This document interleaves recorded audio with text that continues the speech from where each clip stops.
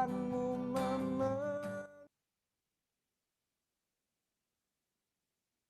Oke, shalom semuanya, shalom teman-teman semua yang udah hadir di ibadah kita kali ini.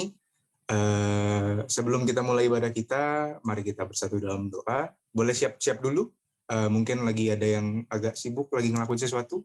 Boleh ambil posisi, cari tempat yang nyaman untuk beribadah. Sebentar lagi kita akan mulai ibadah kita. Oke teman-teman, mari kita bersatu dalam doa. Ya Bapa yang bertata dalam surga, kami sekali lagi mengucap syukur buat semua berkat dan penyertaan yang udah Tuhan berikan dalam hidup kami sampai sekarang Tuhan. Terima kasih buat segala sesuatu yang udah Tuhan berikan, segala sesuatu perlindungan, kekuatan yang udah Tuhan berikan buat setiap dari kami supaya kami bisa hidup sampai sekarang, bertahan sampai sejauh ini Bapak. Tuhan kami juga mengucap syukur Bapak buat kesempatan yang udah Tuhan kasih pada hari ini Tuhan, supaya kami semua bisa berkumpul, walaupun kami nggak bisa bertatap muka secara langsung, nggak bisa berinteraksi secara langsung Bapak, tapi kami mengucap syukur karena Engkau telah menyediakan tempat bagi kami untuk kembali berkumpul, berkomunitas lagi Bapak, menyembah dan memuji nama-Mu, serta mendengarkan firman Tuhan Bapak. Tuhan, kalau misalnya sebentar lagi kami mau mulai ibadah kami Tuhan, sebelumnya kami ingin berdoa buat teman-teman kami Bapak, yang mungkin masih sedang dalam perjalanan atau mungkin sedang bersiap-siap untuk join ibadah ini Bapak. Kiranya Tuhan Kau berkati mereka, Kau pimpin mereka, supaya mereka bisa melaksanakan ibadah bersama-sama kami dengan segera ya Pak. Tuhan kami juga mau berdoa buat teman-teman kami yang mungkin sedang mengalami kesusahan, mengalami kabar-kabar duka Bapak. Kiranya Tuhan Kau berikan kami semua kekuatan, Kau berikan kami semua kelegaan Bapak, supaya kami dapat bisa melewati pandemi ini secara bersama-sama Tuhan. Kami juga berdoa buat dunia ini Tuhan yang mungkin sedang mengalami bencana yang bisa dibilang cukup dahsyat Bapak. Kiranya Tuhan Kau berikan kami kekuatan untuk melewati ini semua Tuhan, dan jadi pemenang lewat ini semua Bapak. Tuhan, inilah doa kami Tuhan, sebentar lagi kami ingin memulai ibadah kami, kiranya Kau tutup ibadah kami dari awal, pertengahan hingga akhirnya. Kau juga pimpin Bapak, pengkhotbah nanti, WL Singer semuanya Bapak. Kau juga berkati sinyal-sinyal yang kami pakai Tuhan, supaya kami dapat beribadah dengan baik, dengan nyaman Bapak. Inilah doa kami serahkan diri kami semua ke dalam tangan-Mu, hanya di dalam nama-Mu kami berdoa dan syukur. Haleluya. Amin.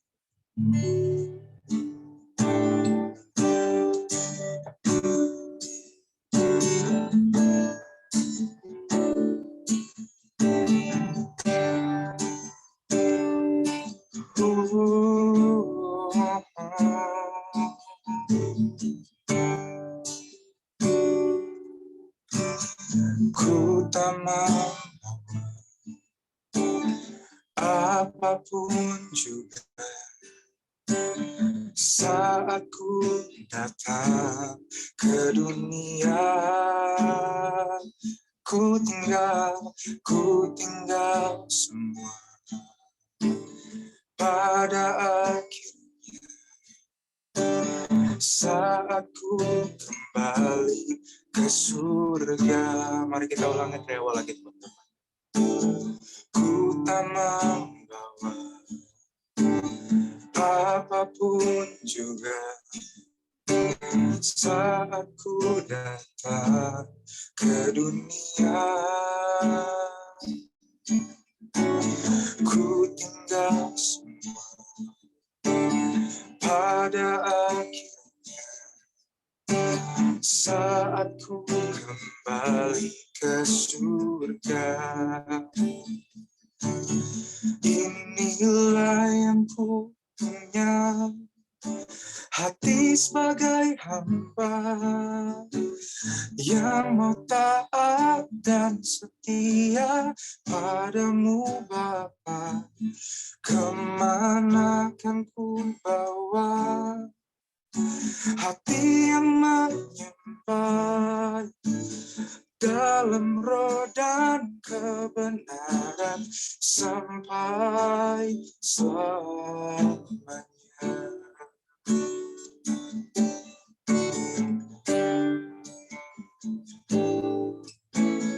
Ku tak mau apapun juga saat ku datang ke dunia. Ku tinggal semua pada akhirnya aku kembali ke surga. Inilah yang ku punya, hati sebagai hamba yang mau taat dan setia padamu Bapa. Kemana kan ku bawa hati yang menyembah dalam roh dan kebenaran sampai selamanya. Inilah ya hati sebagai hamba yang mau taat dan setia padamu Bapa. Kemana kan ku bawa hati yang menyembah dalam roh dan kebenaran sampai selamanya. Mari kita sembah Dia. Terima kasih Tuhan.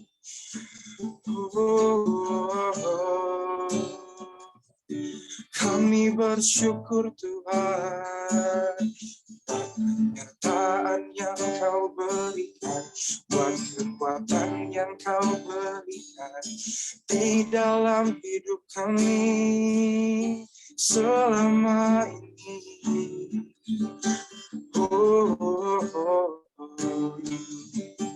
Yesus, kami sembah Kau, kami tinggikan nama-Mu, sebab Kau Allah yang baik, Kau Allah yang setia, tak pernah tinggalkan kami Tuhan.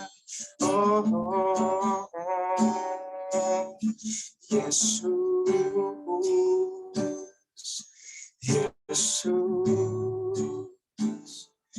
terima kasih Tuhan, terima kasih Bapa, terima kasih, terima kasih.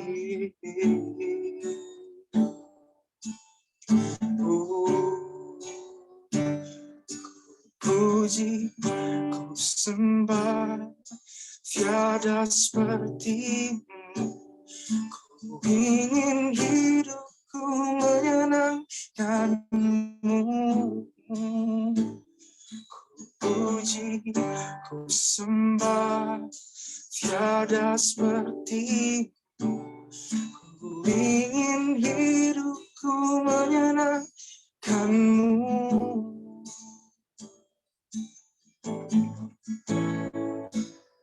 Segala puji, segala hormat, segenap hatiku menyembah.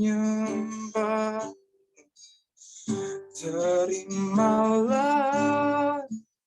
segenap hidupku sebagai persembahan yang hidup.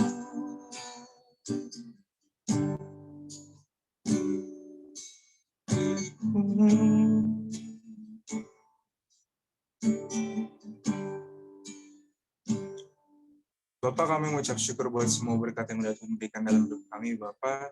Terima kasih juga buat penyertaan-Mu sampai hingga saat ini, Tuhan. Bapak, kiranya kami sebentar lagi ingin mendengarkan firman-Mu, Bapak. Ini dibawakan oleh Kak Raguel. Kiranya Kau berkati hamba-Mu, Bapak. Kiranya dia bisa memberitakan firman-Mu dengan baik, dengan benar, sesuai dengan kebenaran-Mu, Bapak. Berkati kami juga, Tuhan, yang mendengarkan firman-Mu, Bapak. Kiranya Kau buka hati kami, Kau buka telinga kami, supaya kami dapat mendengarkan firman-Mu dengan baik, menerima firman-Mu dengan baik, dan dapat mengaplikasikannya dalam hidup kami, dalam sehari-hari kami, Bapak. Terima kasih Bapak, terima kasih Yesus. Inilah doa kami, hanya dalam nama Tuhan Yesus kami berdoa dan mengucap syukur. Haleluya. Amin. Saya serahkan ke Karo gue. Thank you, Eriko. Thank you atas udah bawa kita dalam penyembahan. Sebelumnya malam teman-teman. Hai, halo, shalom. Biar Kristen. Shalom. Sehat-sehat Kak. teman-teman semuanya. Semoga semuanya aman, semoga semuanya seru ya. Saya tahu masih agak gloomy gara-gara pandemi ya. Ini nih daerah saya ini hancur banget. Aduh, saya 2 minggu ini teman-teman saya, orang-orang yang saya kenal pada dipanggil Tuhan semua. Rusak ya. Jadi saya sedih banget sih jujur aja. Tapi gini, saya udah ngomong sama si Kak Yonatan. Oke, sebelumnya saya kenalan dulu deh. Tak kenal maka tak sayang. Karena haus kasih sayang, saya kan kayak beberapa di antara kalian kan ya. Saya Rago Lewi. Kalau teman-teman nggak tahu saya, nggak apa-apa, nggak masuk neraka. Kalau tahu saya, ya bagus, lebih cepat masuk surga. Nah, saya coba bercanda. Cuma maksud saya, inilah saya, dan sebenarnya saya memang mau bicara sesuatu tentang keluarga, tapi somehow pada waktu saya datang ke sini tadi, saya ngerasa saya dituntun untuk melakukan hal yang sedikit berbeda. Jadi teman-teman, hari ini nikmatin aja. Kita akan banyak tanya jawab. Dan saya cuma khotbah saya paling cuma sebentar doang, tapi hari ini saya mau ajak teman-teman, ada satu pesan yang saya mau teman-teman tangkap baik-baik. Bahwa saya harap teman-teman keberatan nggak kalau saya ajak worship sedikit lagi? Teman-teman keberatan? Nggak apa-apa kan? Oke. Saya mau ajak kita nyanyi sama-sama satu lagu. Tadi Riko udah bawain, udah bagus banget. Tapi pada waktu tadi saya tadi doa untuk siap-siap di sini, saya ngerasa saya dituntun untuk ini. Jadi kalau teman-teman ngerasa sesuatu, saya nggak tahu di belakang ada siapa, tapi kalau misalnya teman-teman bisa angkat tangan, teman-teman bisa sungguh-sungguh, teman-teman bisa nikmatin, saya harap teman-teman bisa berekspresi apapun yang teman-teman mau lakukan. Ya? Nggak, saya pakai ukulele doang kok. Buat Tuhan nggak pernah menyerah sama teman-teman. Engkau Tuhan yang sayang sama kami, Tuhan. Thank you for loving us. Thank you for loving us. You are so loved. Sangat dikasihi, sangat dicintai, sangat disayang. Kau tak pernah menyerah.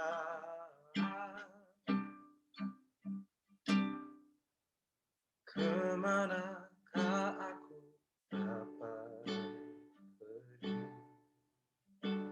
menjauhi rohmu yang suci. Sahabat, selamanya kau sahabat,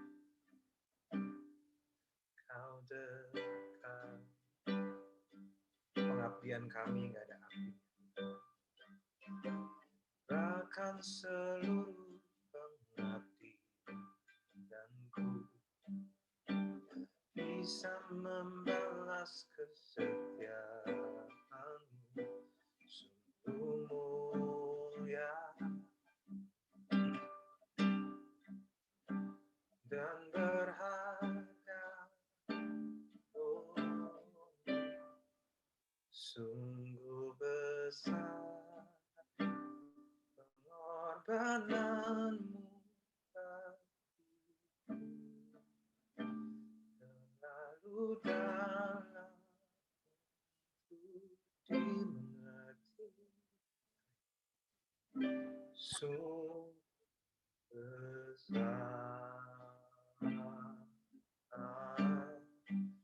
sungguh indah yang kau pikirkan tentangku. Amin. Tak terselami bagiku. Sungguh indah. Kau pribadi yang gak pernah menyerah sama kami. Tak pernah menyerah. Kau anggap kami indah. Katakan sama-sama yuk. Kemanakah aku dapat pergi, menjauhi rohmu yang siapa yang percaya boleh sahabat. Dan kau dekat,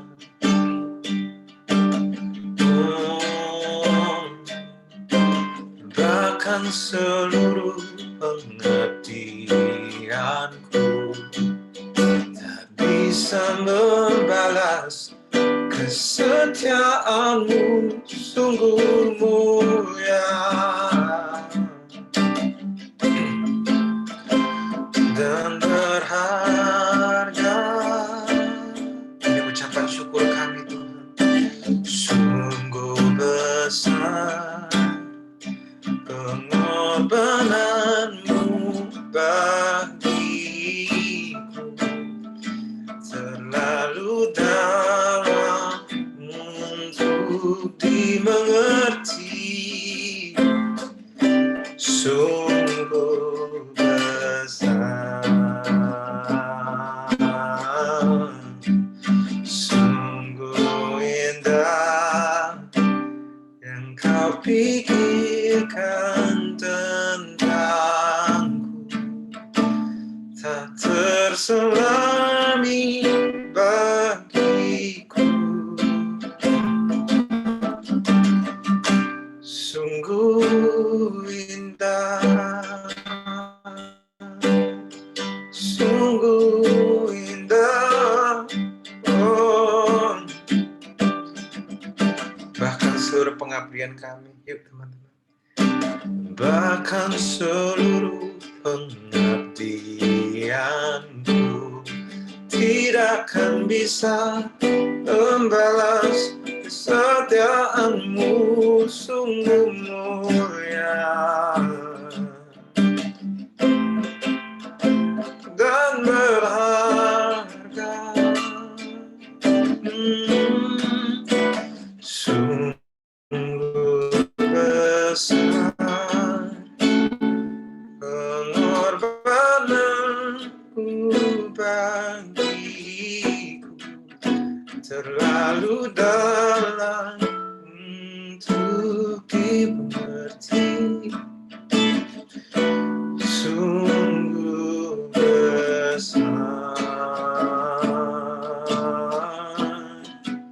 sungguh indah yang kau pikirkan tentangku, tak terselami bagiku. Sungguh indah. Apa betul Tuhan? Mungkin kadang kami gak bisa percaya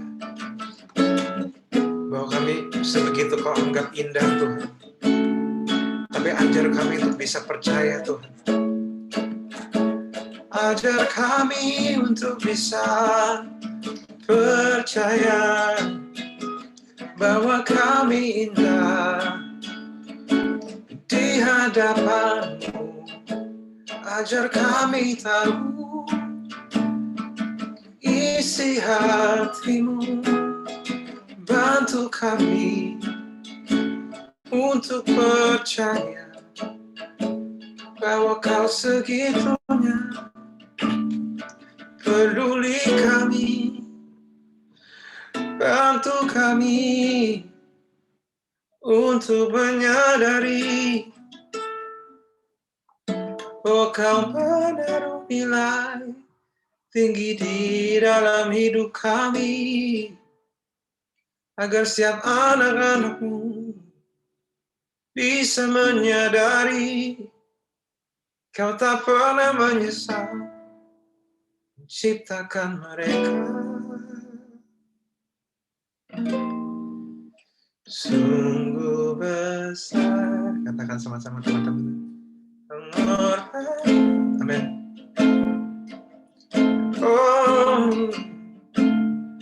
Oh, you love us so much. Thank you, Lord. Terima kasih Tuhan.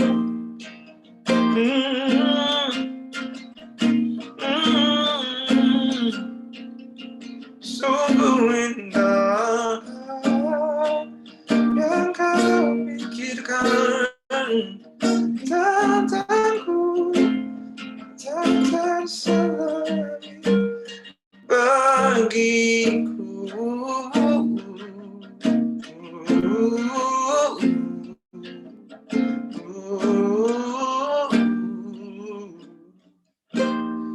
Sungguh indah. Thank you Lord. Sungguh indah. Sungguh indah. Bantu kami untuk taruh nilai tinggi di hidup kami seperti Engkau menaruh nilai itu. Kami mendengar firman-Mu dan kami mau banyak ngobrol. Thank you Lord. Amin. Oke. Sorry ya, kita waktu teman-teman sedikit. Saya cuma tergerak itu aja. Saya harap teman-teman bisa nikmatin, saya harap teman-teman bisa enjoy. Karena ada satu pesan sebelum saya masuk lebih dalam. Buat teman-teman dikasihi Tuhan. Tuhan nggak meninggalkan kamu, walaupun kadang rasanya kayak ditinggalin. Tapi Tuhan nggak pernah nyerah sama kamu. Tuhan di pihak kamu. Mungkin saat ini kelihatannya nggak kelihatan, karena mungkin keluarga kamu, background kamu, mungkin nggak selalu baik. Di sini nggak semua backgroundnya baik. Mungkin ada yang broken home. Mungkin ada yang broken heart. Mungkin ada yang broken heart karena jatuh cinta sama orang yang salah. Dan banyak hal lainnya. Tapi saya berharap, sambil saya bicara, Roh Kudus akan melayani teman-teman semua. Karena saya udah decide, saya nggak bakal, khotbah saya sebenarnya yang saya sampaikan ini ribet. Bukan ribet sih, dalam. Cuma saya dapat tuntunan, rasanya saya nggak bakal bahas ke dalam itu. Karena Tuhan kayaknya mau bicara sesuatu yang berbeda sama teman-teman. Sabar ya teman-teman, kasih waktu 10-15 menit untuk jelasin, oke? Oke. Oh ya, saya bisa minta screen sharing nggak? Saya mau screen sharing, saya pakai PowerPoint. Kenapa pakai PowerPoint? Biar gemes aja, biar ada yang bisa dilihat. Nggak cuma muka saya, supaya kan nggak enak lihat muka saya kan. Walaupun muka saya biasa kan.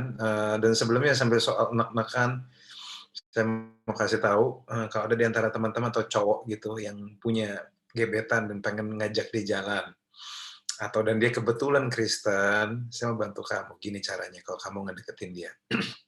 Hey, kamu tahu nggak? Firman Tuhan bilang, kita harus jadi garam dan terang dunia. Tahu nggak? Terus dia bilang, tahu. Kok kamu manis? Ya misalnya, itu untuk membantu aja. Oke, tolong bantu saya screen share-nya. Oh, udah bisa. Oke. Oke, judul share saya adalah The Power of Home. Kekuatan sebuah rumah. Sebenarnya saya mau nanya dulu, ada di antara teman-teman yang keluarganya sehat-sehat, mau nanya, rata-rata sehat, atau pura-pura sehat, atau ada yang broken home, atau kalau teman-teman broken home, kalau teman-teman di sini rata-rata keluarganya sehat, saya harusnya saya bersyukur. Karena saya tahu, yang saya tahu, koreksi saya kalau saya salah, teman-teman tinggal di daerah Dadap, dan Dadap itu keluarganya nggak selalu mudah. Itu kan daerah perang menurut saya. Jalanannya berantakan, keluarganya juga berantakan. Sorry ya. Tapi saya mau berbagi tentang the power of home. Kekuatan sebuah rumah. Teman-teman pasti sudah sering ayat ini, berfirmanlah Allah, baiklah kita menjadikan manusia. Ini Kejadian 1:26-27. Jadikan manusia bergambar dan rupa kita, supaya mereka berkuasa atas ikan-ikan di laut, dan burung-burung di udara, dan atas ternak, dan atas seluruh bumi, dan atas segala binatang melata yang ada di muka bumi. Maka Allah menciptakan manusia itu menurut gambar dan rupanya. Bergambar rupanya, dia laki-laki dan perempuan diciptakannya dia. Nah, ada teman-teman lihat nggak? Ada ikan-ikan di laut, ada burung-burung, ada yang di udara, ada segala binatang melata. Ada kebutuhan, karena nggak ada yang ngurus mereka.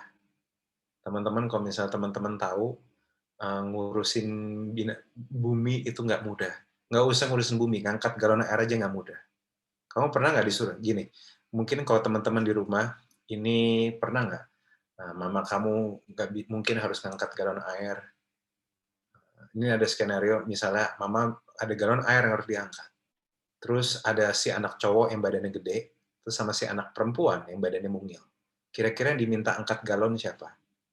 Harusnya kalau normal yang gede ya. Kalau normal ibunya ya. Kecuali kalau kecil, ayo kamu harus binaraga, ayo nge-gym juga, angkat nih galon. Ya.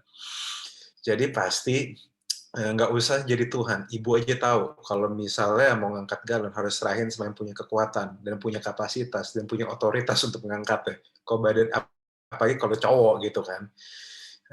Nah, maka saya percaya bahwa tuh ibu aja gitu, apalagi Tuhan. Tuhan tahu ada kebutuhan besar di bumi, yaitu ada banyak hal yang Tuhan sudah ciptakan tapi nggak ada yang ngurus. Tuhan tahu Tuhan harus bikin sesuatu. Tuhan harus bikin sesuatu untuk bisa ngurusin semua hal ini. Dan yang menarik, Tuhan nggak bikin gereja, Tuhan nggak bikin lembaga apa namanya organization, Tuhan nggak bikin apa-apa. Tapi Tuhan bikin keluarga. Ada problem yang Tuhan mau solve dan cara Tuhan solve adalah lewat keluarga. Makanya yang dibikin laki-laki dan perempuan. Nah, kalau teman-teman tahu, jadi artinya keluarga sebenarnya ada sesuatu yang baik, dampaknya powerful, purposeful, dan hanya karena banyak distorsi di dalam nilainya, nggak berarti desainnya hilang. Teman-teman tahu ya? Memang keluarga banyak masalah. Hoax terbesar dari mana? WA grup keluarga. Keluarga banyak masalah? Banyak. Tapi bukan berarti dia kehilangan tujuan nih. Sama kayak kamu bisa nyasar, tapi bukan berarti kamu nggak punya tujuan kan? Nah, oke, lanjut. Nah, family secara tradisional saya mau definisin dulu. Tradisional bilang adalah satu kelompok, satu atau dua orang tua dan anak yang tinggal sama-sama mereka sebagai satu unit. Nah, Biro Sensus sih bilangnya keluarga itu kayak grup dari 2 orang atau lebih yang nyambung atau terkait karena kelahiran atau pernikahan atau adopsi dan tinggal sama-sama. Jadi saya mau kasih tahu, bagi teman-teman yang adopsi, kamu punya keluarga. Jadi artinya apa? Ini sesuatu yang menarik. Kamu belum menikah pun, kamu sudah berkeluarga. Jadi kalau misalnya ada yang nanya, misi Mas, Mbak, misalnya tukang asuransi, atau misalnya tukang kredit, atau misalnya teman-teman lagi dicoba suruh ngapain, misi Mas, Pak, udah berkeluarga belum? Kamu harus bilang, belum menikah pun saya udah berkeluarga. Kamu pikir saya lahir dari mana? Kinder Joy gitu. Enggak kan? Kamu mau single, mau belum punya pacar, kamu punya keluarga. Kamu lahir dari mana? Enggak dari batu kamu kan? Atau dari pinggiran Kalengkongguan di situ? Enggak. Kamu lahir dari keluarga. Oke? Tolong itu dijelasin. Bukan dari remah rengginang. Kamu enggak. Nah, oke lanjut. Nah, keluarga itu kan kalau teman-teman tahu satuan terkecil di masyarakat. Jadi dia kayak sel. Jadi kayak satuan yang kecil-kecil ini itu ngebentuk satu jaringan dan bikin kita jadi masyarakat besar. Masyarakat Indonesia itu terbagi dari banyak keluarga. Nah, yang teman-teman perlu ngerti, strong family creates strong nation. Broken family creates dysfunctional nation.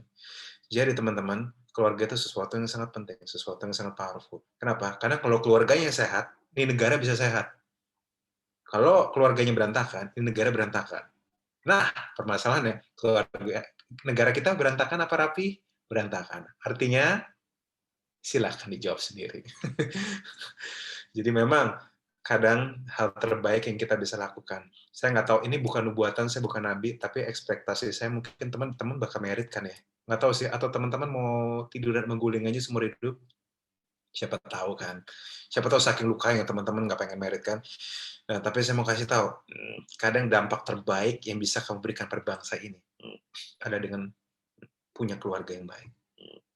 Kamu bisa jadi dampak keluarga ini. Kamu nggak perlu jadi orang kaya, nggak perlu jadi sok-sok kayak Mark Zuckerberg, nggak perlu jadi kayak punya Gojek, nggak perlu jadi punya GoTo, nggak perlu jadi punya Tokopedia, atau misalnya teman-teman punya plesetan Tokopedia, Toko Pak Edi, gitu misalnya. Lu nggak perlu punya yang kayak gitu-gitu. Kamu punya keluarga yang baik aja.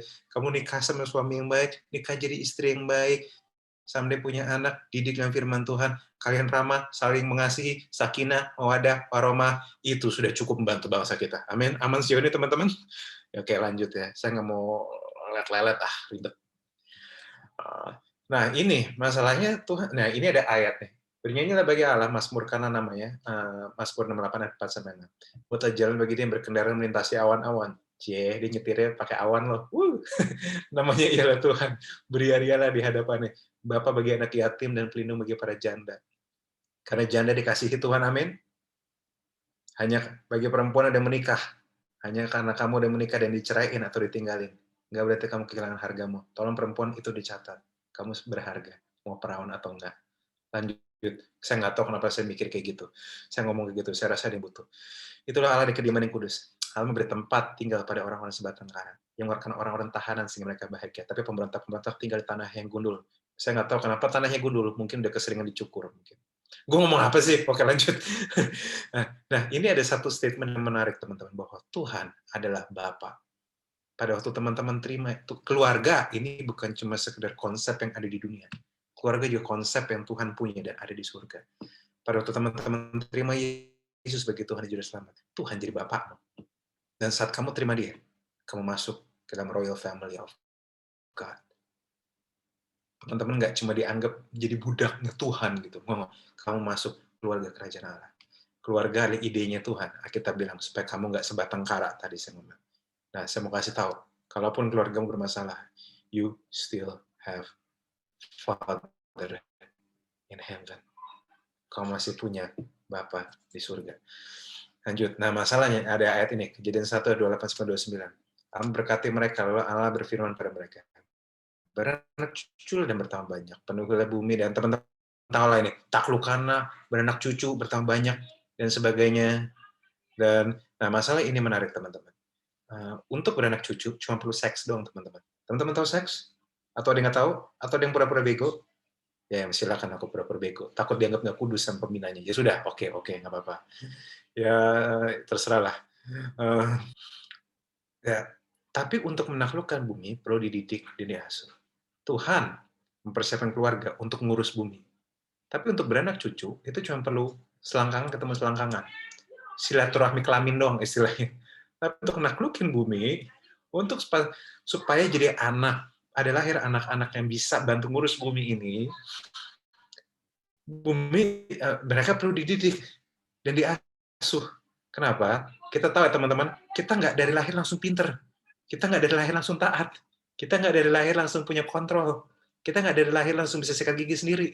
Kita nggak dari lahir langsung bisa ngomong. Perlu dididik. Ya, maka dari itu, teman-teman, dan inilah yang agak sulit dari orang tua, teman-teman. Apalagi kalau teman-teman, karena didik itu berasal dari kata educate, itu give intellectual, moral, and social instruction to someone, especially a child. Di statement ini bilang bahwa seorang keluarga punya responsibility untuk ngajarin anaknya untuk berkontribusi di masyarakat. Ini orang sekuler loh. Orang sekuler aja tuh tahu tujuan kamu, tujuan keluarga itu apa. Bahwa the purpose of family itu training ground untuk pahlawan, pemimpin, dan problem solver. Nggak selalu jadi pahlawan berarti kamu langsung jadi Captain America atau Black Widow, janda hitam kan. Itu rasis banget, itu bener-bener itu film tuh, Black Widow. Atau nggak jadi pemimpin, kamu nggak selalu jadi pemimpin perusahaan, tapi minimal kamu bisa pimpin dirimu sendiri. Dan problem solver, minimal kalau ada masalah, kamu urus problemnya, kamu bisa urus problemnya sehingga problemnya selesai gitu. Bukan yang kita nambah problem. Oke, lanjut ya. Udah bosen teman-teman? Saya masih lanjut nih. Kecepatan nggak saya? Saya kecepatan nggak teman-teman? Nggak ya? Lanjut ya. Oke. Masalahnya, mendidik generasi itu amat sangat nggak mudah. Apalagi kalau misalnya nggak siap. Makanya teman-teman nggak bisa sepenuhnya misalnya menyalahkan orang tuamu, kalau misalnya orang tuamu itu mungkin nggak sempurna. Karena emang nggak gampang. Karena mendidik generasi juga berarti merelakan diri setiap orang tua dididik Bapa di surga. Karena teman-teman perlu ngerti, semua orang pasti adalah seorang anak, tapi nggak semua orang adalah orang tua. Kita nggak selalu bisa ngerti cara jadi orang tua. Makanya banyak orang harus belajar. Makanya kita perlu mengerti kok kadang orang tua kita agak gitu-gitu amat. Teman-teman, ada yang sering berantem sama orang tua? Kenapa saya bahas hal ini?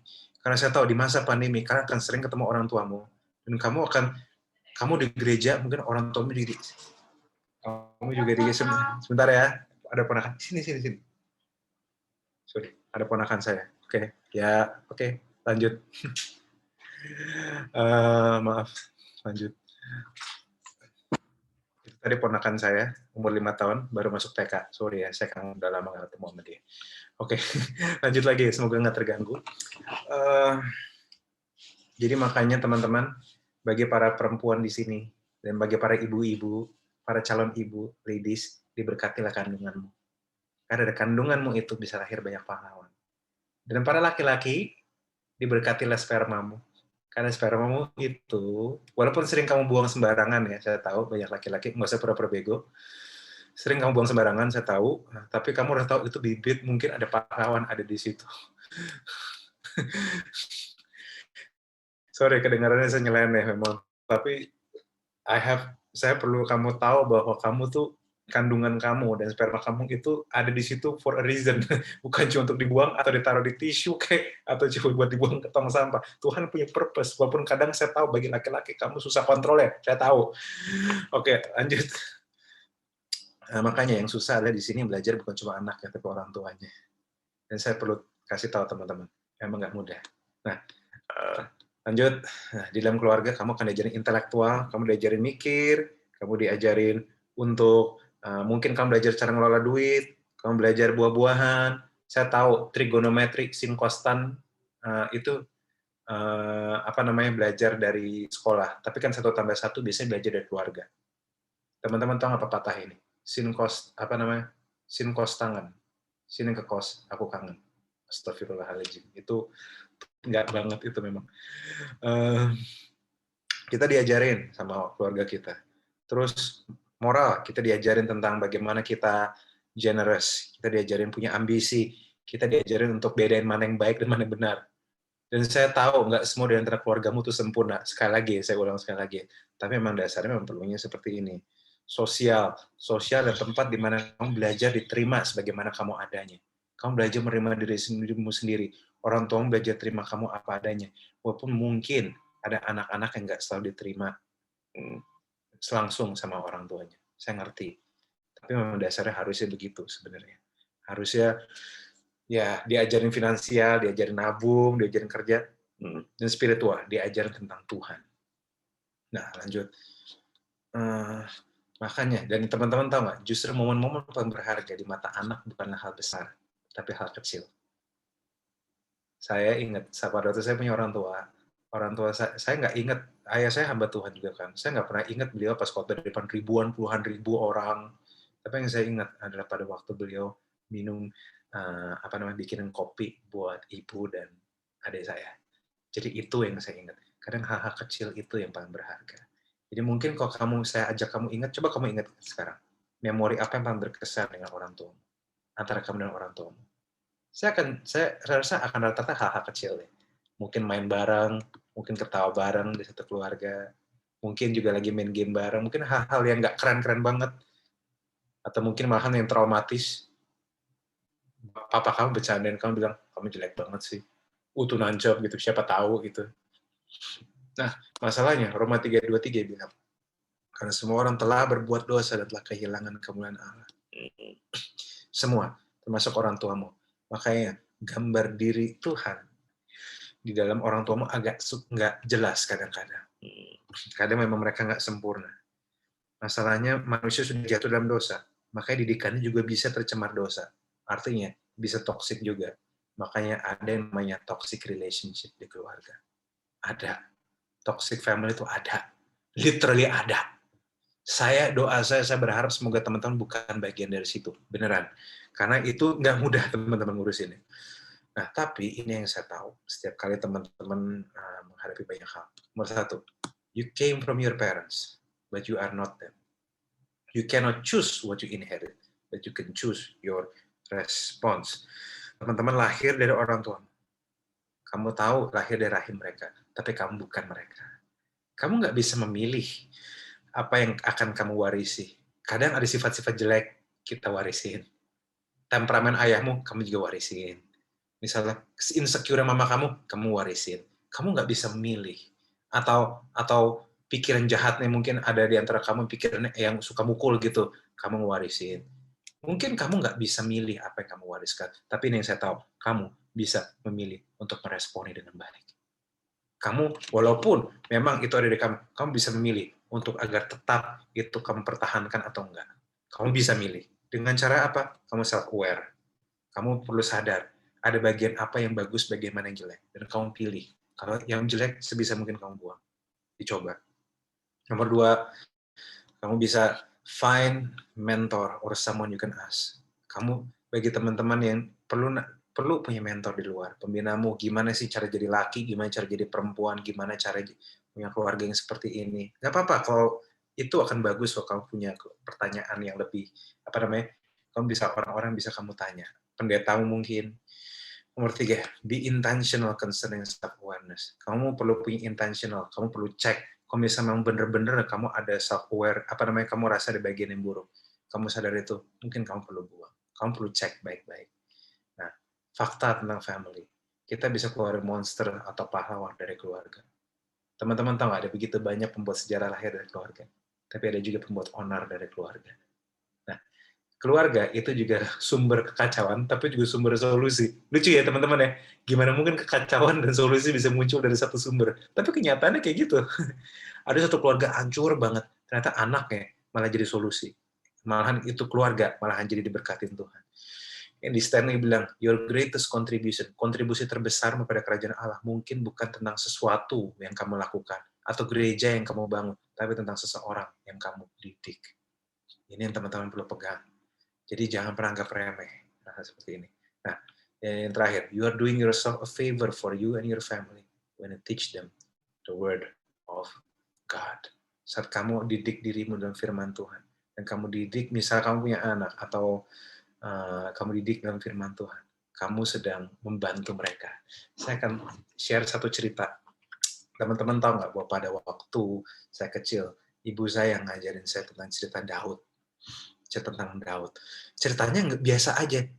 Tahu nggak, Daud itu punya ketapel, lawan Goliat, ke kepala, batunya dilempar ke kepala, Goliatnya mati. Goliatnya gede, Daudnya kecil. Tapi karena Tuhan, Daud menang. Ceritanya simple, kagak ada yang penafsiran. Jadi menurut penafsiran Yahudi, ini Daudnya gini-gini. Atau menurut penafsiran Alkitab yang konteksnya kayak gini. Mak, gue nggak bahas kayak gitu. Tapi cerita itu nemplok dari saya kecil sampai saya sekarang. Dan cerita itu menjadi sebuah highlights dan memori. Yang dimana setiap kali saya lagi dalam keadaan stres, dimana setiap kali saya lagi dalam keadaan tertekan, setiap kali saya lagi ada dalam melihat tantangan lebih besar daripada saya, cerita itu membuat saya mengingat kembali bahwa walaupun saya Daud dan di depan saya Goliat, di belakang saya ada Tuhan yang peduli sama saya. Di belakang saya ada Tuhan yang lebih besar dibanding saya, lebih besar dibanding tantangan saya. Dan itu membuat saya berani maju. Dan itu terjadi karena dari kecil saya dididik firman Tuhan. Itulah. Nah, untuk melayani keluarga, saya nggak tahu posisi kamu seperti apa. Makanya berdasarkan dari situ, harusnya kamu udah tahu sebenarnya segimana keluarga itu. Nah, makanya ini yang saya bagiin, teman-teman. Simpelnya nomor 1, saya nggak tahu hubunganmu dengan keluargamu seperti apa. Tapi saya mengencourage teman-teman untuk jangan naif. Kalau misalnya saat ini keluargamu lagi dalam keadaan buruk, kalau misalnya lagi sehat, bagus ya. Bagus, bersyukur saya. I'm thankful. Tapi kalau lagi nggak bagus, saya cuma, dan misalnya orang tua lagi banyak berantem, pertama, jangan naif. Lihat dengan gambar lebih besar apa yang terjadi dengan orang tuamu. Karena siapa tahu apa yang terjadi dengan orang tuamu itu nggak mudah. Mungkin pekerjaan lagi diputus, mungkin lagi PHK, mungkin lagi ini, mungkin lagi itu. Mereka sudah belajar ngertiin kamu dari kecil. Kini saat kamu beranjak dewasa, kamu punya hati dan belas kasihan untuk lebih mengerti mereka. Kenapa? Karena semakin seseorang tua, semakin mereka tidak bisa kontrol emosi mereka. Makanya, ini survei yang bilang, semakin oma-oma, opa-opa makin tua, semakin sering merepet mulutnya. Kenapa? Mereka udah nggak bisa kontrol. Dan semakin orang tua kamu tua, mereka kan semakin nggak bisa kontrol. Kamu harus belajar untuk terima kenyataan itu, bahwa jangan di-take it personally, karena memang nggak mudah. Nah, kamu perlu lihat gambar lebih besar, supaya kamu punya apa? Belas kasihan. Oh, jadi orang tua saya gini. Berdoa minta Tuhan belas kasihan. Dan tanya sama mereka, how are you? Keadaannya gimana sekarang? Saya pengen tahu. Nah, kamu juga perlu ngerti nomor 2, semakin dekat seseorang, gesekannya semakin besar. Semakin gede. Memang nggak mudah. Makanya memang kamu harus diterima. Kalau memang kamu ada kesempatan untuk ngekos, ya silakan ngekos. Tapi kalau nggak bisa, sekarang beradaptasilah. Mau nggak mau, daripada kamu gila, daripada kamu kena mental breakdown. Mental breakdown, ya ngajar lah. Nah, yang ketiga, ya tadi, kamu nggak bisa milih jadi orang tuamu. Tapi kamu bisa punya respons, kamu bisa belajar ambil yang baik dari mereka. Yang buruk, ya nggak usah diterima, nggak usah diambil. Tapi yang baik, kamu ambil. Karena tidak mungkin tidak ada yang baik. Tidak mungkin nggak ada yang baik. pasti ada yang baik, dan nggak sedikit yang baik. Kalaupun hari ini ada yang toksik, minta maaf, saya harus ngomong.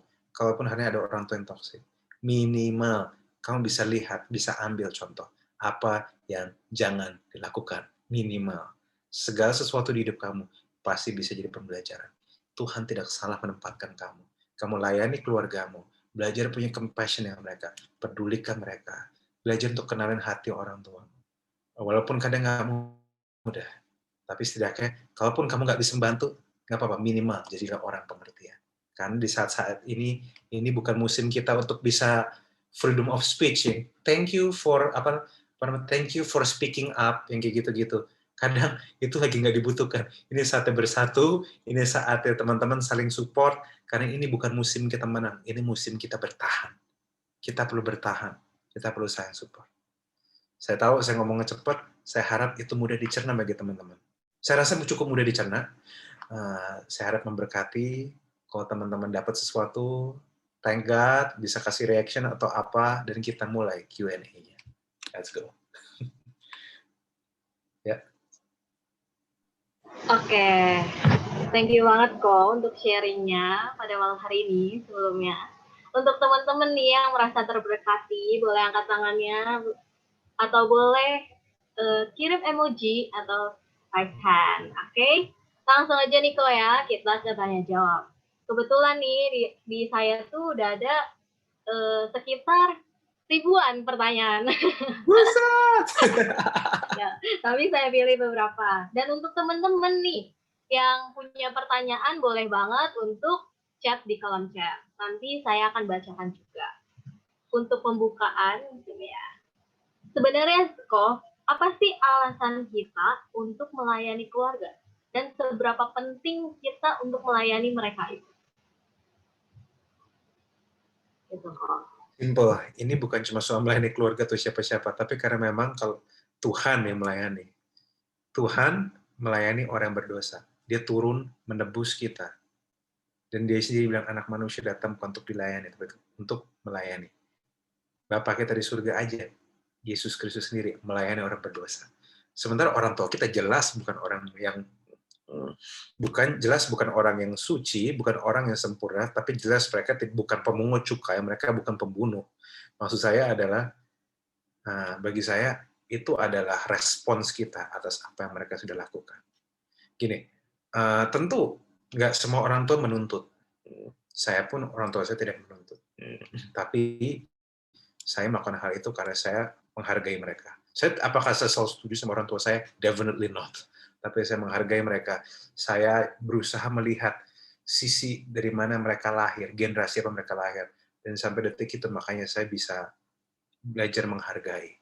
Jadi poin saya adalah, kamu melayani Tuhan. Selain karena itu perintah Tuhan, hormatilah ayah dan ibumu supaya lanjut umurmu.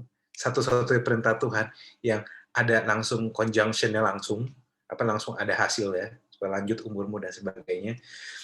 Dan juga karena kalau kamu punya hati itu karena kamu meresponi. Tuhan melayani kita. Makanya kita juga melayani, Tuhan mati bagi kita, kita melayani Tuhan. Dan orang tua kita sudah lakukan yang terbaik yang mereka bisa. Walaupun tentu tidak sempurna. Jadi nggak ada salah kita mencoba melayani mereka. Karena pelayanan terbesar selalu dari keluarga. Dan juga saya ingat share saya yang tadi, keluarga itu sebenarnya rencana Tuhan. Dan itu sebenarnya penting. Saya harap itu menjawab. Oke, itu aja. Tapi kadang gini kok, kita udah tahu nih kebenaran firman yang kalau kita itu melayani Tuhan, berarti kita juga harus melayani keluarga kita. Seperti itu ya kok. Tapi kadang kan kita kayak gimana ya, masih batu gitu. Nah, kira-kira nih ya kok, ada nggak sih cara mudah atau step awalan kita untuk bisa melayani gitu? Pertama, harus ditanya sama diri kamu, kenapa kamu batuk melayani keluarga?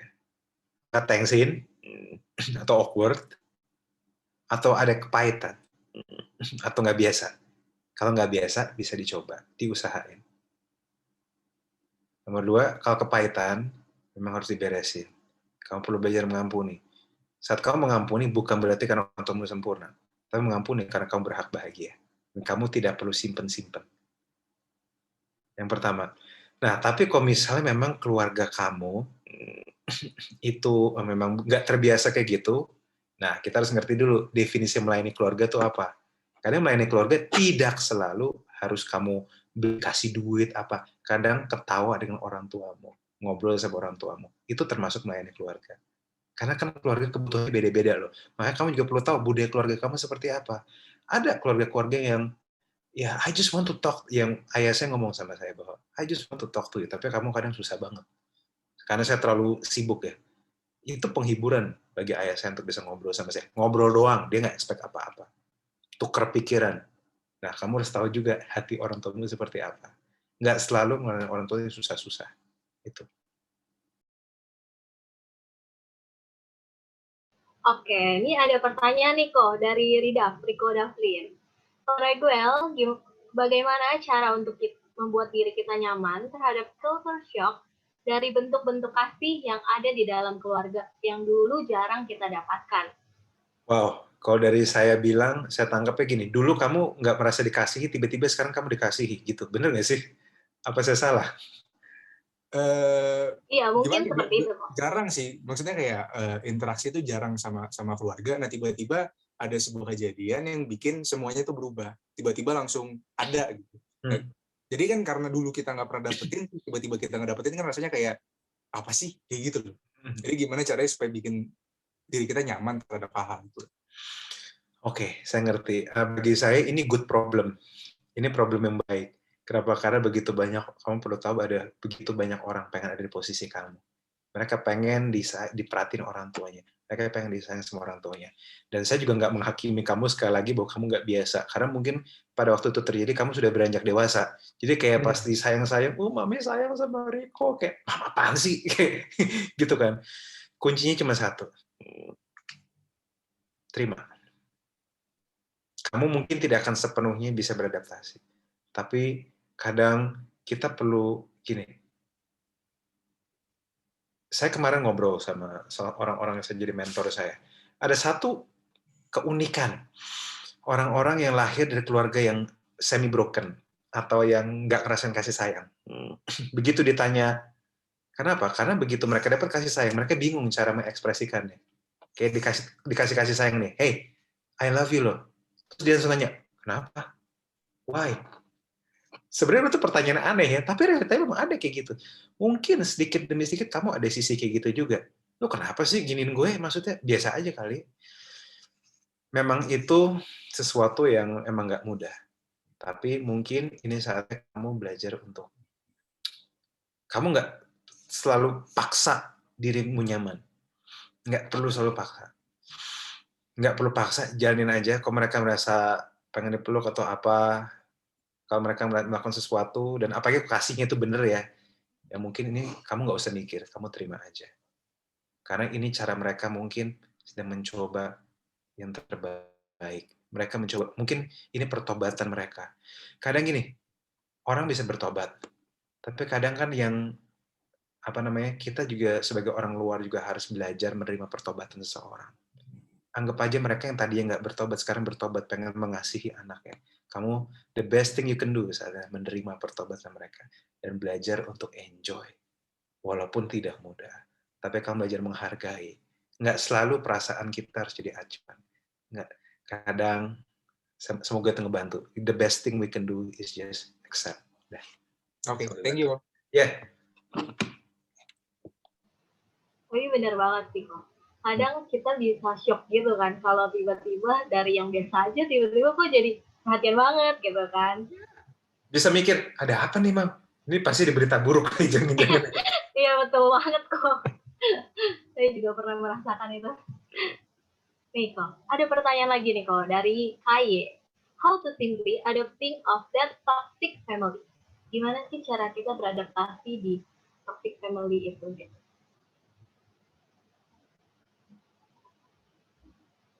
Oke, pertama ini soal toxic family ini agak dalam. Sebenarnya gini, pertama kamu harus cek dulu, beneran toxic atau memang kuno aja? Ada keluarga yang kuno, ada keluarga yang toxic. Itu yang kamu perlu cek dulu. Soalnya memang gini, definisi toxic itu adalah saat sebentar. Saya kasih saya waktu beberapa detik. Saya lagi cari definisinya dulu.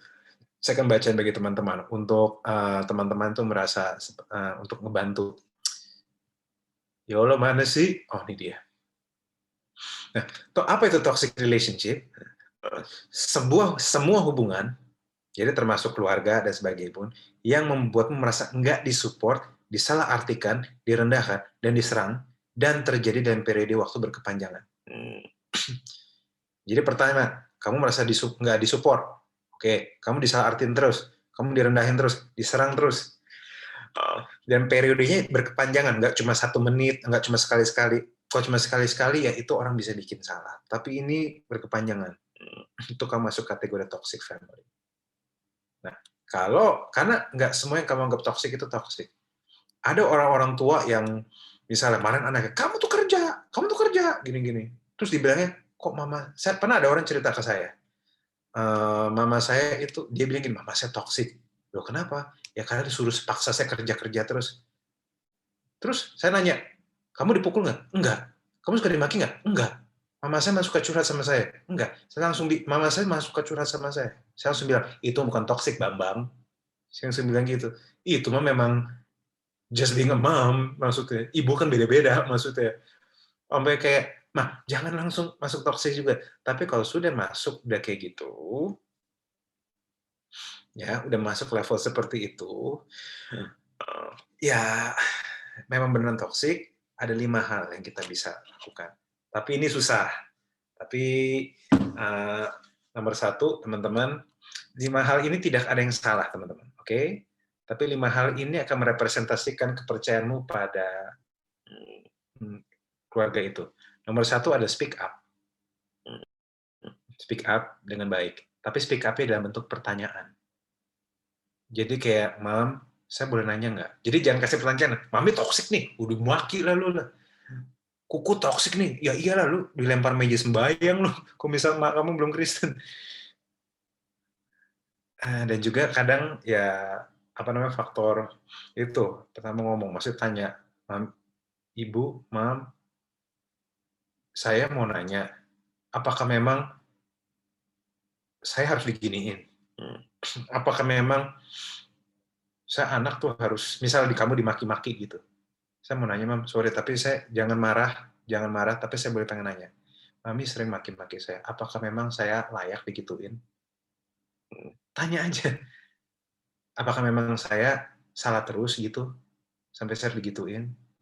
Apa saya salah sampai saya dipukulin terus? Apakah saya pengen tahu, karena ini bikin saya tertekan, ini bikin saya stres. Apakah memang ini yang harus saya terima? Kamu merendah aja bilang, kalau memang ini harus saya terima, ya sudah, saya sakit. Kamu ngomong jujur, saya sakit hati, tapi ya itu, hati ke hati. Makanya pelan-pelan ngomongnya. Nah, tapi harusnya sih, orang tua itu kalau dipojokin memang nggak suka, tapi kalau ditanya, mereka pasti mikir. Saya udah ngecek sama semua orang tua ditanya gitu, tidak ada yang nggak mikir. Pasti mikir, apakah perlu dia dipukul? Itu, nomor 1. Nomor 2, ada kamu juga perlu cek, yang toksik itu siapa? Orang tua apa kamu? Apa jadinya semua orang tua kamu jagain kamu, cuma kamu terlalu liar? Itu bisa loh. Bisa loh. Kamu juga harus cek dirimu, apa kamu toksik juga? Jangan-jangan kamu berantem terus sama ibumu. Nah, nomor 3, terima aja.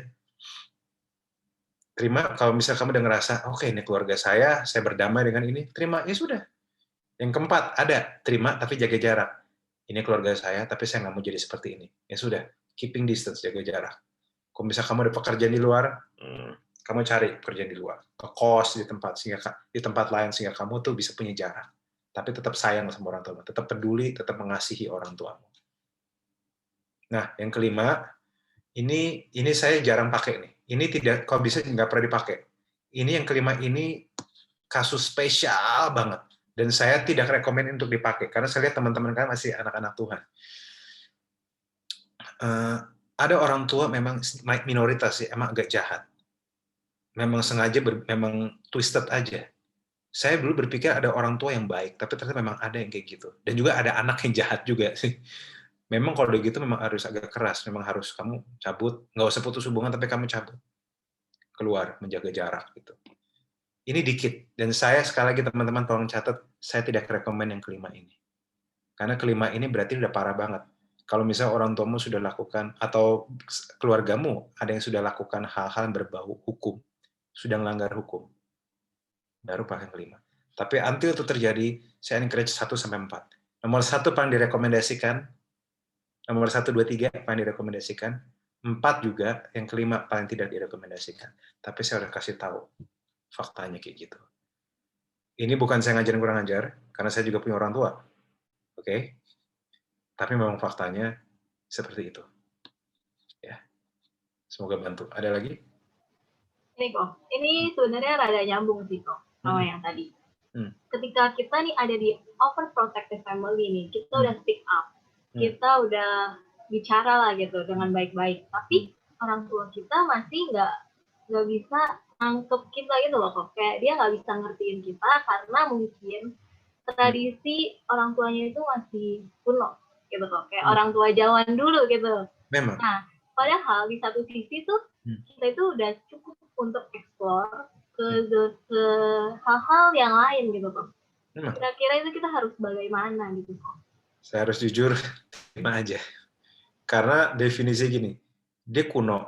Kunonya ini, apalagi kok kunonya cuma kuno yang baik ya. Kuno yang baik tuh ada loh. Kalau misalnya kunonya baik, maksudnya tapi memang nggak nyambung sama kamu karena perbedaan generasi, kalau dari saya ya, tutup mata aja udahlah, itu after all itu ibumu. Apalagi kalau misalnya dia sebenarnya sayang sama kamu, didik kamu, memang karena suka banding-bandingin, sebel ya, nggak enak ya. Tapi kalau banding-bandinginnya, ya mungkin maksud mereka baik, tapi kan saya harus terima bahwa nggak semua orang tua itu bisa mengubah dirinya. Semakin orang dewasa, semakin mereka sulit mengubah diri mereka. Sudah gitu, kamu harus terima aja. Tapi ini tips buat kamu, carilah komunitas yang netral, di mana kamu bisa tumpahin itu semua. Dan kamu bisa dapat second opinion. Harusnya ini gereja, jadi second opinion. Orang tua kamu suka banding-bandingin kamu, di gereja diajarin, bisa. Jangan. Itu untuk bantu netralisir. Untuk membantu kamu. Karena kadang, kalau saya akan selalu encourage gini, kalau orang tuamu cuma kesalahannya dikit-dikit, masalahnya dikit-dikit, cuma gitu doang, cuma beda, nggak nyambung sama kamu, udahlah, terima aja, udah. Udah tutup mata aja. That's your parents after all. Kalau kamu mau, nanti sampai punya keluarga, ya jangan kayak gitu. Jadi orang tua yang peduli sama dunia anak-anaknya. Kan didikan orang zaman dulu tuh beda banget. Saya udah selama melayani ribuan orang, saya baru ngerti, didikan zaman dulu beda banget. Mentalnya berbeda sekali.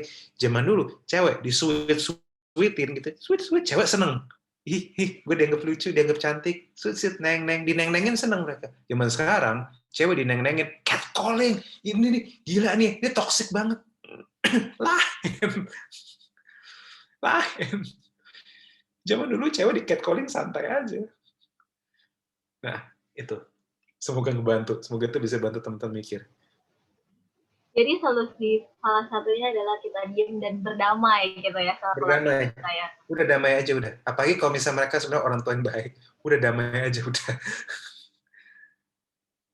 Harus melihat mereka itu jadi acuan kita untuk nanti ketika kita punya anak, kita harus bisa memperbaiki prinsip-prinsip itu juga ya, kok ya berarti ya. Yang baik ambil, yang misalnya kamu kurang setuju, ya sudah nggak usah. Prinsipnya sih sesimpel itu. Cuma memang melakukannya nggak mudah. Tapi kalau kamu bisa sampai situ, itu akan lebih aman. Makanya butuh belajar. Harusnya di gereja diajarin sih, harusnya. Tapi saya nggak tahu. Ya itu sih. Nah nih kok, ada yang menarik nih dari Sylvia. Jadi gini kok, orang tuanya sampai saat ini masih beragama Buddha. Tapi setiap sembahyang dia bantu untuk persiapin sembayangan itu. Nah, apakah itu termasuk dalam melayani keluarga? Karena ada beberapa orang yang beranggapan saya itu membantu keluarga menyembah berhala gitu. Bagi saya motivasi yang jadi ukuran. Kenapa kamu bantu mereka? Kalau saya sih lihatnya motivasinya karena kamu membantu orang tuamu aja. Bagi saya nggak apa-apa sih. bagi saya pribadi, soal nyembah berhala atau enggak gini, iman seseorang tuh nggak bisa dipaksa. Kamu perlu pegang itu baik-baik. Kamu nggak bisa paksa orang tua kamu untuk mempunyai iman sama sepertimu. Tapi kamu bisa membantu mereka dengan cara kamu ya mungkin masih pakai berhala, ya kamu bantu siapin aja lah. Kamu kan nggak nyembah juga kan. Tapi yang paling penting bagi saya bukan soal itunya, tapi bagaimana kamu di rumah. Itu yang lebih sulit. Jujur aja. Kalau cuma masalah bantu taruh hiyo dan sebagainya, itu masalah kecil. Ada masalah besar. Bagaimana kamu jadi orang di keluarga. Itu lebih nggak mudah. So, kalau dari saya tidak anggap itu nyembah berhala. Apalagi kalau kamu maksudnya nggak gitu. Saya anggap itu ya kamu bantu orang tua lah. Kan sangat mungkin seorang anak misalnya ke gereja, tapi sebelumnya antar orang tuanya ke wihara dulu, habis itu ke gereja. Sangat mungkin, nggak apa-apa kok. Habis ya, kalau kamu injilin silahkan. Tapi kan sebelum mereka terima kan, ya gitu dulu. Ya, itu ya, semoga ngebantu. Mungkin pandangan orang tuh sering kayak gitu kali ya, Kak ya. Anggapannya tuh kayak, oh dia nih pegang hiyo nih, nggak boleh gitu. Padahal kan prinsip kita itu kan beda gitu. Nah, gimana nih kita ngejelasinnya gitu untuk orang-orang yang kayak gitu atau didiemin aja gitu? Kalau misalnya tidak terlalu besar, santai aja lah. Kalau saya sih gitu ya. Kalau misalnya bukan masalah besar, segini. Memang ada orang, saya tahu bahwa gini, ada orang-orang Kristen yang kadang masih pegang hiyo dan sebagainya. Saya harus jujur, saya tidak menghakimi mereka. Apakah saya pegang hiyo? Enggak. Oke, tolong dicatat ya. Saya tidak pegang hiyo. Tapi apakah saya langsung menghakimi orang langsung, oh pegang hiyo, kamu masih nyembah berhala? Enggak gitu. Enggak semudah itu. Kenapa? Karena kadang kalau dari keluarga yang Buddhis banget, tiba-tiba cabut, nggak pegang hiyo lagi, it could be a problem sometimes. Kadang memang kamu perlu pelan-pelan, dan juga iman kamu perlu bertumbuh. Kadang kan perjalanan iman tuh nggak mudah. Kadang dari udah terima Yesus, Tuhan Juru Selamat, tapi kadang masih pegang hiyo beberapa lama. Terus lama-lama bilang, saya kayak udah nggak mau pegang lagi deh. Kamu ngomong, lama-lama pengetahuan iman kamu bertumbuh, nanti kamu nggak mau pegang hiyo lagi, orang tua kamu nanya, kenapa? Kamu bisa jelasin dengan penjelasan yang masuk akal. Itu. Jadi, kalau dari saya, itu hal kecil. Bukan urusan surga neraka. Tuhan tidak terintimidasi dengan hiyo. Tolong ya. Masa raja di atas segala raja ngeliat hiyo, hihihi, nista. Ya enggak gitu lah. Lu nganggep remeh Yesus Kristus, lu parah lu semua lu. Mungkin kok ada tips gak nih kok? Mungkin di sini nih mungkin banyak orang tuanya yang masih beragama lain gitu. Ada tips gak sih kok cara kita nginjilin mereka tanpa menggores ego mereka juga gitu kok? Gimana sih caranya nih kita mau ajak mereka untuk ikut sama kita? Kedewasaan adalah kunci yang bisa membuka hati orang tua manapun. Kamu jadi orang dewasa, bisa bertanggung jawab, punya pikiran yang jernih, sehat, bisa bantu keluarga, orang tua kamu akan dengar apa yang kamu ngomong. Itu aja sebenarnya. Itu pintu yang paling cocok.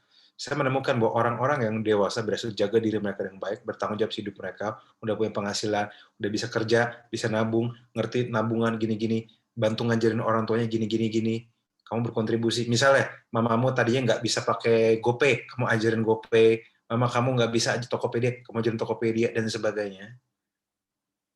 Itu membantu loh. Lama-lama mereka menghargai kamu sebagai seseorang yang bisa dipercaya. Dan lama-lama suara kamu mereka akan dengar. Apalagi kalau misalnya mereka ngeliat keputusan kamu tuh somehow tuh kok kayak bener maksudnya. Dan bisa dipertanggungjawabkan. Orang tua nggak bisa nggak denger sih. Kalau dari saya sih gitu ya. Karena saya nemuin bahkan orang ayah saya yang udah umur 60 tahun aja dengar apa kata saya. Apa dengar pendapat saya.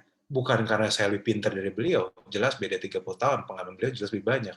Cuma beliau bisa melihat hidup saya bertanggung jawab dengan pilihan saya survive dengan pilihan saya jadi hamba Tuhan, saya survive, jadi ini saya survive, dan saya bisa ngambil keputusan yang masuk akal di beliau, ya beliau dengar. Orang tua kan cuma bukti. Kok buktinya jelas, mereka nggak punya alasan untuk nggak percaya. Gitu. Itu yang saya tahu, dan itu yang saya hidupin ya. Kalau sama orang lain saya nggak tahu. Oke. Jadi itu ya guys tips-tipsnya dari Ko Raguel. Nah Niko, ada lagi nih pertanyaan. Oke, Apakah melayani keluarga dan melayani Tuhan itu sama? sama. Apakah kedudukannya sama? Sama ya kok berarti? Karena gini, melayani keluarga itu spesifik, melayani Tuhan itu yang general ya. Karena dimanapun kamu bisa melayani Tuhan. Karena Alkitab bilang, apapun kamu lakukan untuk orang-orang ini, mau orang miskin kayak orang butuhkan, kamu telah melakukan untuk Tuhan. Cara kamu melayani Tuhan yang nggak kelihatan dengan melayani orang yang kelihatan. Jadi sama, tapi melayani Tuhan nggak cuma melayani keluarga. Ada yang ada yang melayani di gereja, melayani di marketplace, melayani di persekutuan doa kantor, melayani dengan cara jadi officer yang baik di kantor, melayani dengan cara jadi CEO yang baik di kantor, melayani dengan cara jadi keluarga yang punya keluarga yang baik. Melayani keluarga salah satu dari melayani Tuhan, tapi melayani Tuhan lebih besar dari melayani keluarga. Gitu.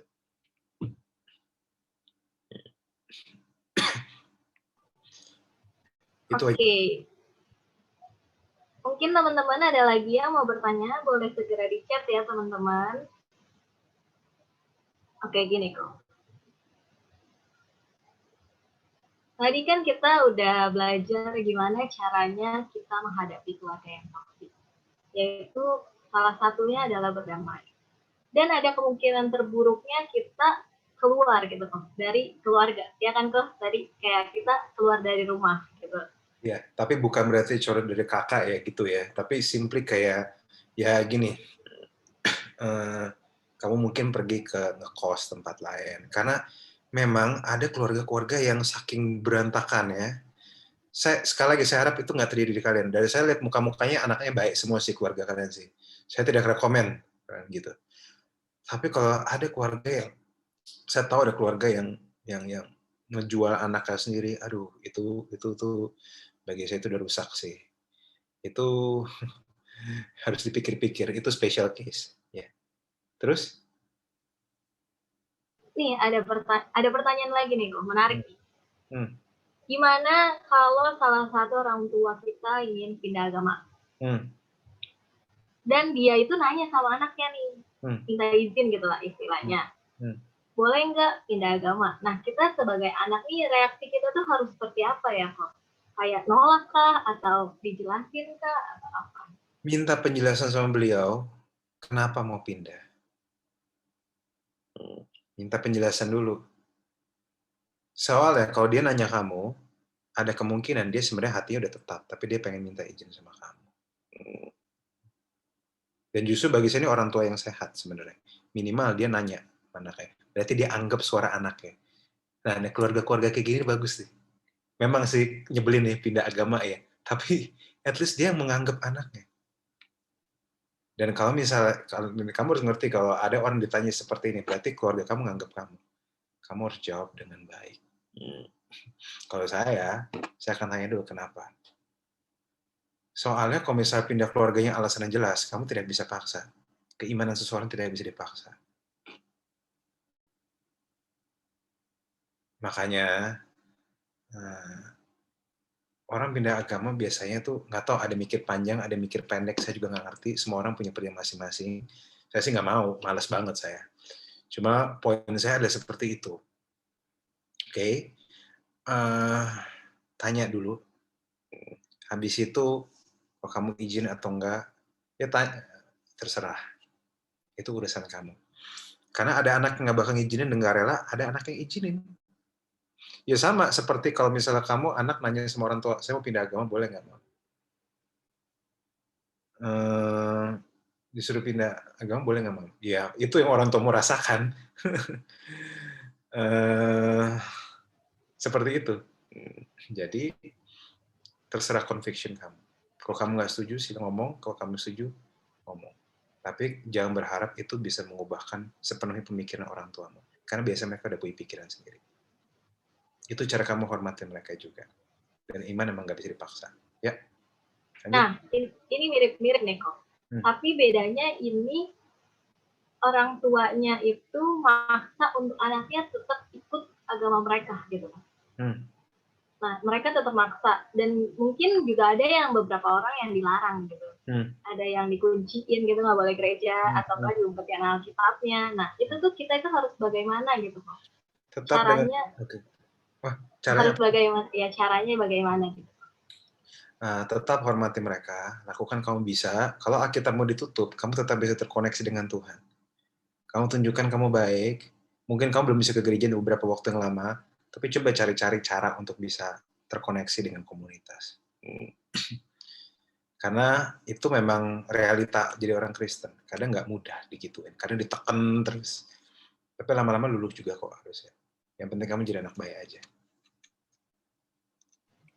Gitu. Oke, karena udah jam 8 lewat nih kok. Kita ini akan ada tutup. Pertanyaan satu lagi deh, yang atas. Ini apa nih? Oh, iya nih, dari Ko Yonatan. Gimana kalau dalam suatu keluarga itu ketika kita udah dewasa memutuskan untuk pisah, divorce gitu kok. Nah, disuruh pilih nih, ayah atau ibu. Nah, kita harus pilih siapa atau gimana? Berat ini. Karena perceraian, saya udah ngeliat perceraian pas udah umur yang uzur itu terjadi. Saya kadang mikir juga, ngapain sih udah tua cerai? Ternyata bisa loh. Saya sampai bingung juga. Hidup, ya mungkin kita belum sampai situ lah. Kita nggak akan bisa sepenuhnya nangkep. Tapi kalau saya di posisi gitu, saya bilang bahwa pertanyaan saya, definisi milih ayah dan ibu tuh apa? Kalau milih ayah dan ibu berarti tinggal sama ayah, tinggal sama ibu, mungkin saya akan milih. Atau mungkin terserah.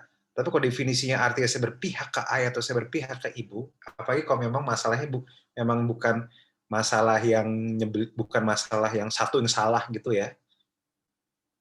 Memang masalah benar-benar nggak cocok, saya rasa kamu nggak perlu berpihak. Kamu tetap sayang dua-duanya.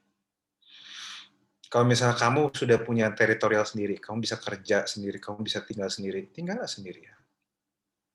Atau tinggallah di tempat yang paling butuhin. Tidak perlu mengambil sikap, karena dua-duanya itu orang tua kamu. Lain kalau misal satu tuh selingkuh terus gitu, bejat banget, satu tuh tersakiti lah, kayak ikatan cinta gitu. Sinetron ikatan cinta gitu. Ya. Di situ kamu perlu take a stand. Bela yang benar. Jadi lihat case-nya baik-baik ya. Kalau teman-teman bisa netral, netral aja. Kenapa? Karena dua-duanya kamu sayang. Sayangin mereka, datengin orang tua ayah kamu, datengin ibu kamu. Sayangin dua-duanya. Itu.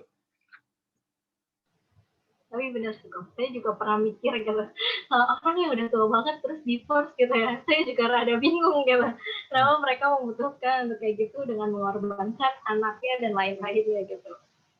Nah kok, untuk menutup pembicaraan kita nih pada malam hari ini, boleh nggak kok kata dua kata pesan untuk kita semua yang ada di sini? Tuhan sayang sama kamu. Tuhan nggak menyerah sama kamu. Walaupun kadang kesannya mungkin nggak selalu mudah. Tapi Tuhan tidak salah menempatkan kamu. So, saya harap itu bisa menjadi sesuatu yang menguatkan bagi teman-teman. Itu aja. Oke, thank you banget Ko Reguel untuk sharing-sharingnya dan sesi tanya jawabnya yang sangat-sangat amat sangat memberkati ini. Gimana kita bisa belajar di sini untuk bisa menerima keluarga kita, untuk memperbaiki diri kita juga, dan gimana caranya kita menanggapi keluarga kita yang misalkan toksik dan lain-lainnya. Nah, untuk menutup ini saya serahkan kepada Ko Robin yang akan doa berkat untuk kita semua, doa penutup untuk kita semua. Ko Robin boleh? Mungkin ada yang mau ditambahkan dari Ko Robin juga boleh.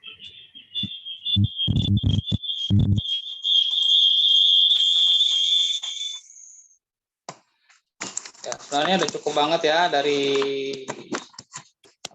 dari Ko Reguel buat kita semua hari ini. Saya rasa pertanyaan yang muncul juga dijawab dengan baik. Saya rasa juga harusnya terjawab ya gitu dari apa yang ditanyakan gitu. Thank you banget buat Ko Reguel buat message-nya hari ini. Semoga teman-teman yang ada hari ini terberkati gitu kira-kira ya.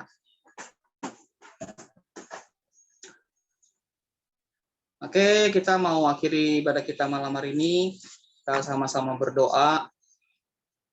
Mari kita berdoa. Terima kasih Tuhan Yesus buat malam hari ini. Terima kasih buat kebaikan-Mu, buat anugerah-Mu. Kami boleh beribadah sekalipun hari ini ibadah online. Namun kami yakin tidak mengurangi kuasa Tuhan, tidak mengurangi hadirat-Mu Tuhan. Sebab itu Tuhan, apa yang kami lakukan hari ini, apa yang kami lakukan malam hari ini Tuhan, boleh tetap memberkati kami Bapa. Firman yang disampaikan oleh Koreguel boleh menjadi kekuatan, boleh menjadi hikmat buat kami semua, anak-anak muda-Mu, sehingga kami boleh tetap melayani keluarga, mengasihi keluarga, apapun yang terjadi dengan keluarga kami Bapa. Berkati Koreguel Tuhan yang sudah menyampaikan firman-Mu hari ini, biar berkati pelayanannya, berkati pekerjaannya, apa yang dilakukannya boleh berhasil Tuhan, dimanapun hamba-Mu ini melayani, boleh menjadi berkat bagi banyak orang di luar sana Bapa. Terima kasih Tuhan Yesus, hari ini Tuhan kami mau mengakhiri ibadah kami, namun sebelumnya kami mau berdoa secara khusus buat teman-teman kami yang mungkin beberapa hari kebelakangan ini Tuhan mengalami kedukaan ataupun mungkin mengalami musibah Tuhan akibat COVID yang melanda negara kami ini Bapa. Kami berdoa biar kiranya kekuatan Tuhan boleh tercurah buat mereka, penghiburan Tuhan boleh tercurah buat mereka, kekuatan Tuhan boleh tercurah buat mereka, sehingga apa yang mereka alami itu nggak membuat mereka down, nggak membuat mereka jatuh, nggak membuat mereka jauh dari Tuhan, namun mereka boleh tetap kuat, mereka boleh tetap bangkit, mereka boleh tetap melayani Tuhan seumur hidup mereka Bapa. Setiap teman-teman kami mungkin yang sedang berjuang untuk sembuh dari COVID, kami berdoa dan menyerahkan ke dalam tangan Bapa, biar kiranya bilur-Mu boleh menyembuhkan teman-teman kami yang masih berjuang, sehingga hasil yang didapat boleh negatif Tuhan dalam waktu cepat Bapa.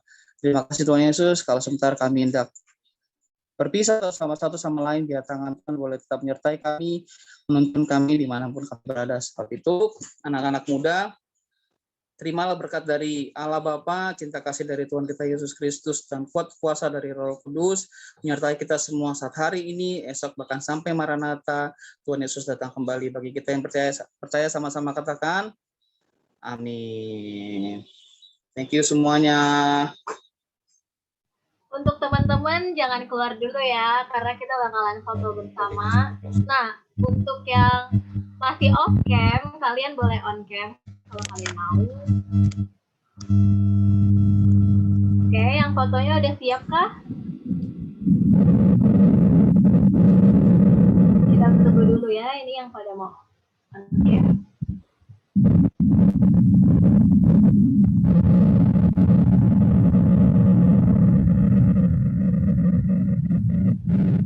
Nah,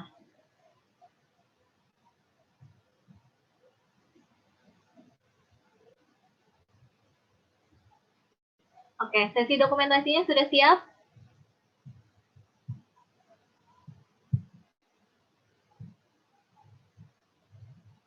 Apakah masih ada yang mau? Ya, siap ya. 1, 2, 3. Sebentar, page selanjutnya dulu ya.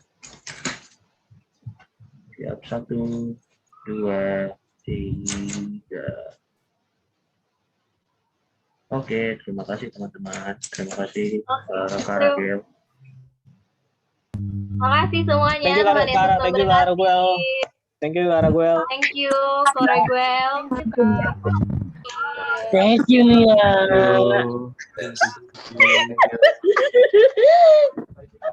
Thanks guys. Thank you semua. Thank you Ko. See you Ko. See you, bye. Thank you Bye. guys. Thank you guys. Thank you.